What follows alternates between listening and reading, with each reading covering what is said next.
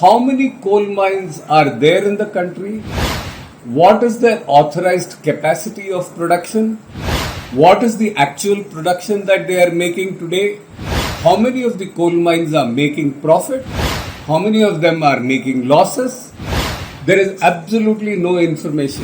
There was nothing new, because by calling it that this was that the coal industry is being unshackled and commercial coal mining is going to be started, it makes one feel that as if for the last 200 years mining in India has been happening for charitable purposes and not for profit of corporates or companies. Theme of Atmanirbhar, which in Hindi means being self-dependent. So the moot question that one starts asking is, if it is going to be 100% FDI that was opened up for coal mining in India, and these are all going to be auctioned to corporates, how can we call this? It seems to be completely contradictory that you want foreign companies to be owning the mines and claiming that India is absolutely self-dependent. Many of you will recall that in January this year, we made a short video on the discussion paper that was produced by the government, where they gave a short notice of 14 days to give your suggestions on the auction of 80 coal blocks in India. At that time also we had pointed out that this 80 coal blocks, which will take away close to about 75,000 hectares of land and nearly 22 billion tons of coal would be given away, was unjust, because it never took into consideration the people whose land will be going, their livelihoods, or it did not have any mechanism to correct what was the huge injustices that have taken place in the mining sector in India, where there is not even one example of good rehabilitation that has been done of displaced people, or restoration of the forests, or any plantation. Leave aside anything, there is not even a decent green belt which is mandated in any of these mines. Even during the pandemic, when there was no demand for coal, this government went ahead to push a new coal mine in Orissa, which was allotted to Neyveli Lignite Corporation, and destroyed a pristine forest, the last lung in that Jharsuguda district, chopping off more than 100,000 trees.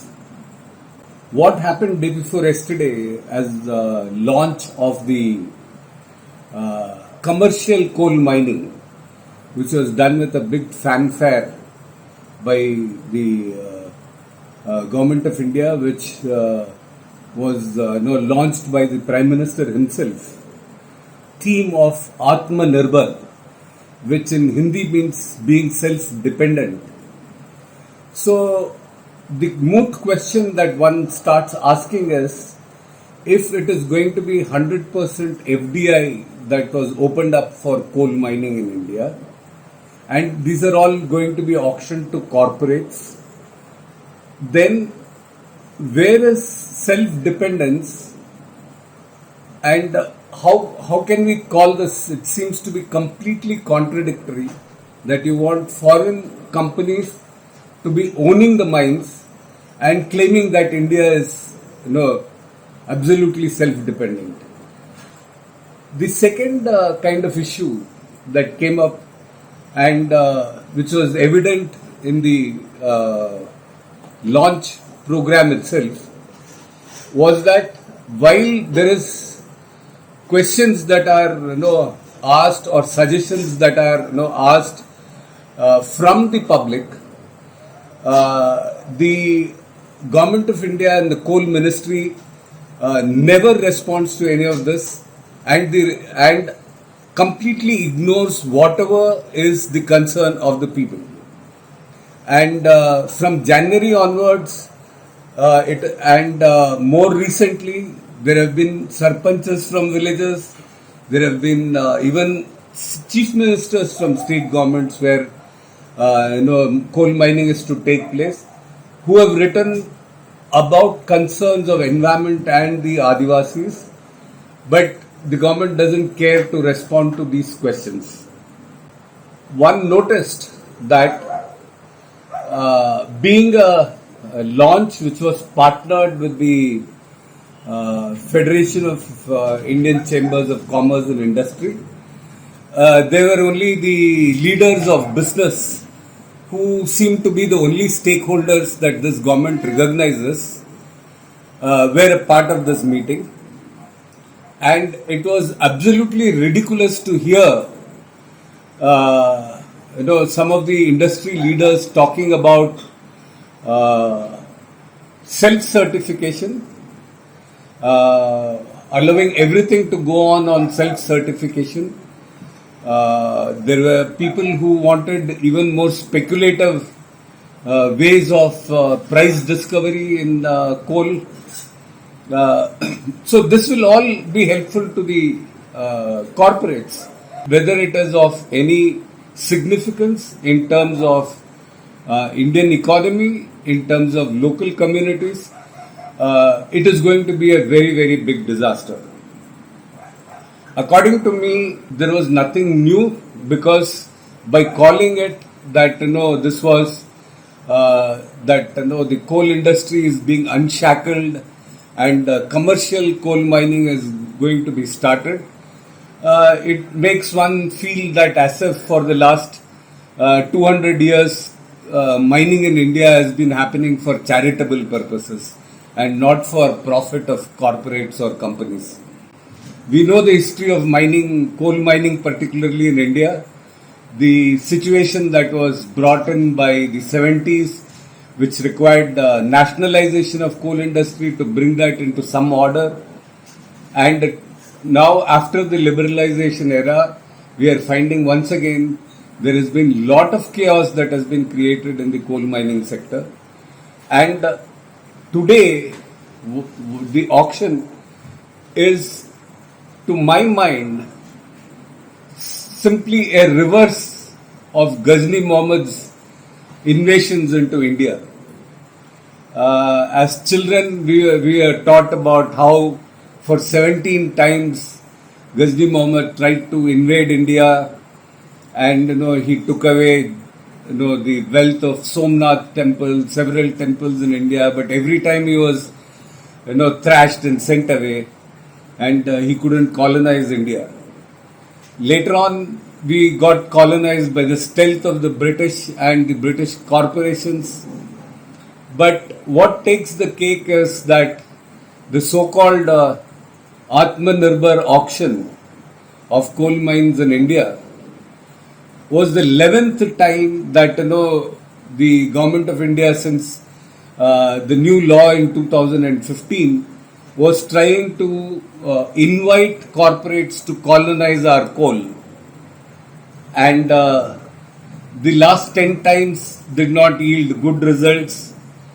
Then, there was also concerns that, the CAG had raised about bid rigging.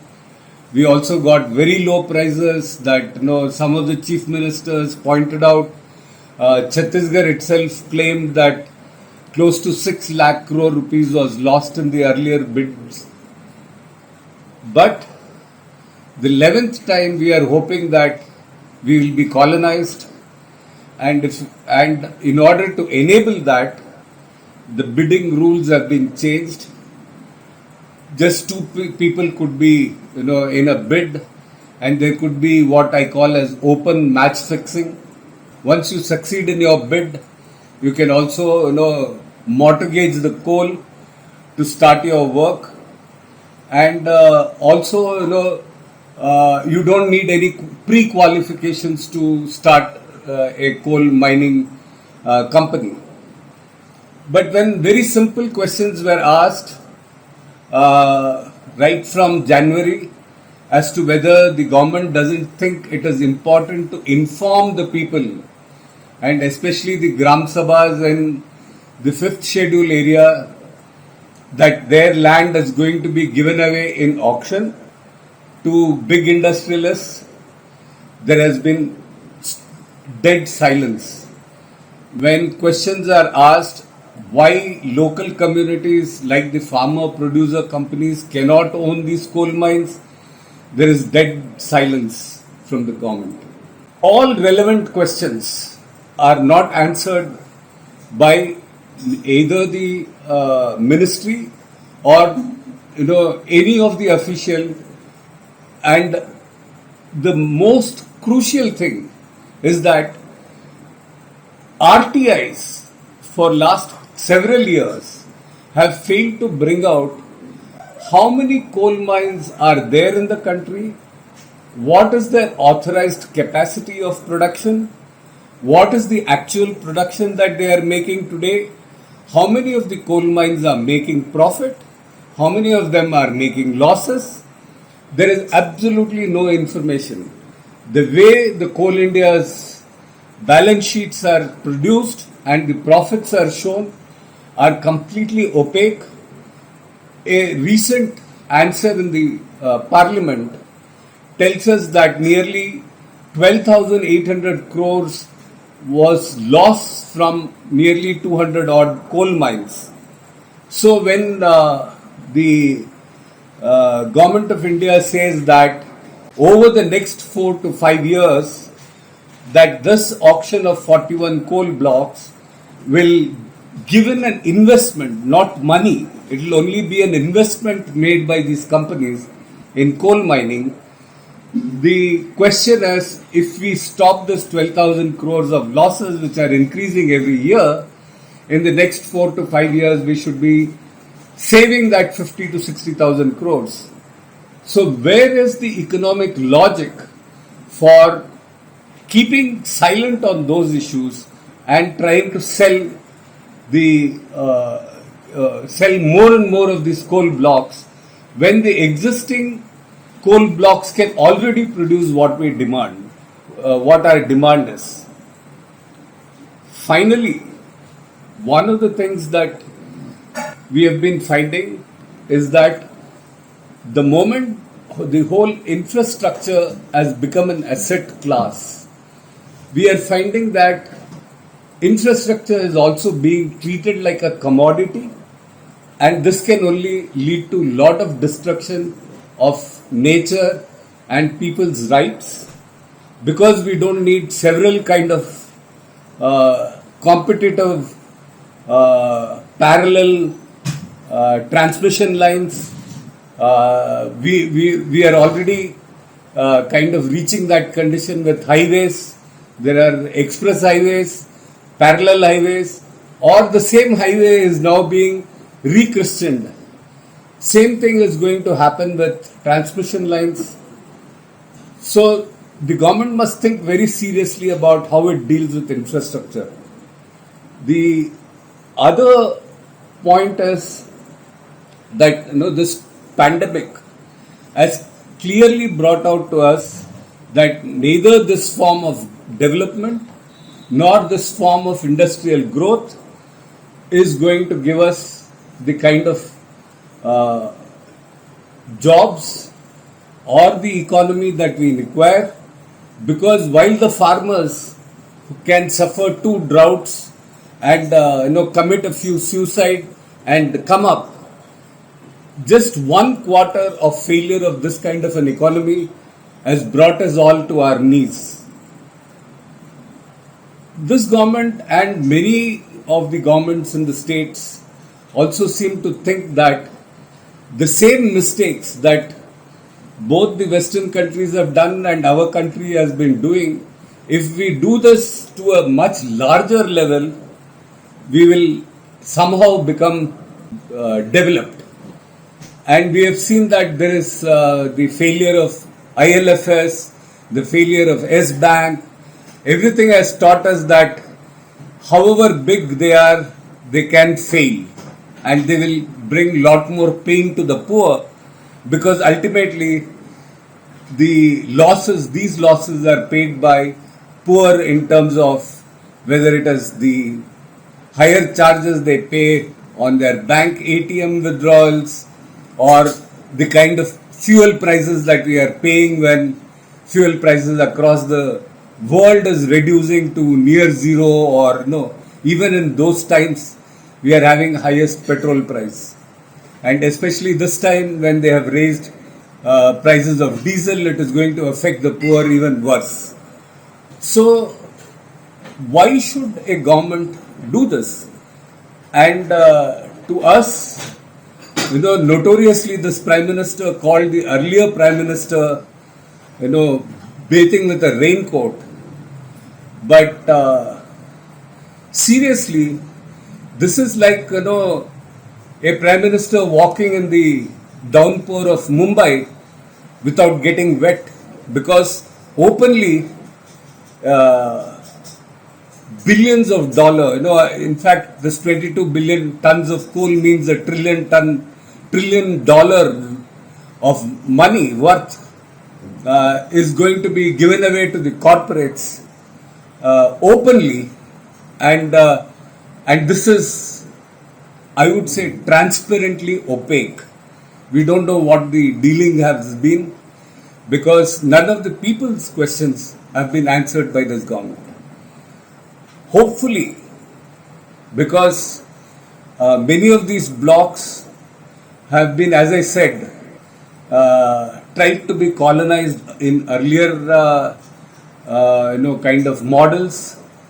People have protested, like take for example Machkata, in where various devious ways were tried. When women were fasting on that day, they tried to conduct public hearing. Then now we found in during COVID times how they took the cover of COVID and started mining in Orissa.